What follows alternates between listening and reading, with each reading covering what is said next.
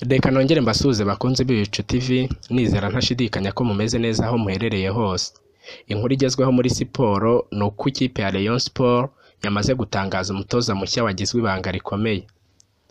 Umutoza ukomoka muri Mexico witwa Javier Martinez Espinoza w'imyaka 46 y'amavuko niwe wagizwe umutoza mushya wa Rayon Sports usimbura Robertinho wayivuyemo nyuma y'umukino ubanza wa CAF Champions League yanganyijemo na Al Hilal mu kwezi gushize.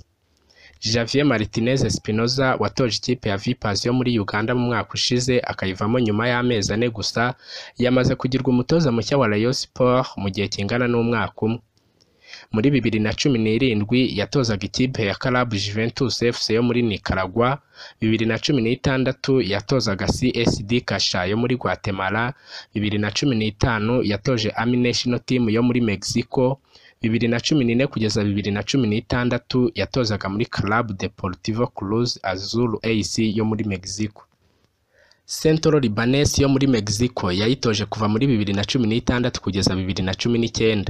Club Monterrey FC yo muri Mexico yayitoje hagati ya 2012 kugeza 2014. Uyu Martinez yabaye umukinnyi mu makipe atandukanye yo muri Mexico mbere y'uko yinjira mu kazi ke k'ubutoza.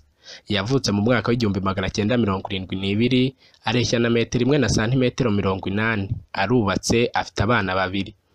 Umwaka ushize ubwo Martinez yari muri Vipers yayifashije gusezerera ikigugu El Merreikh mu ijonjora rya mbere rya CAF Champions League. Kuri uyu wa gatandatu tariki ya 21 Nzeri 2019 nibwo biteganyijwe ko Rayon Sports yerekana uyu mutoza wari umaze iminsi mu Rwanda ku mukino wa gicuti ihuriramo na Etoile de l'Est Ngoma mu Burasirazuba. Ndabashimiye, mukomeze kugira ishya n'ihirwe.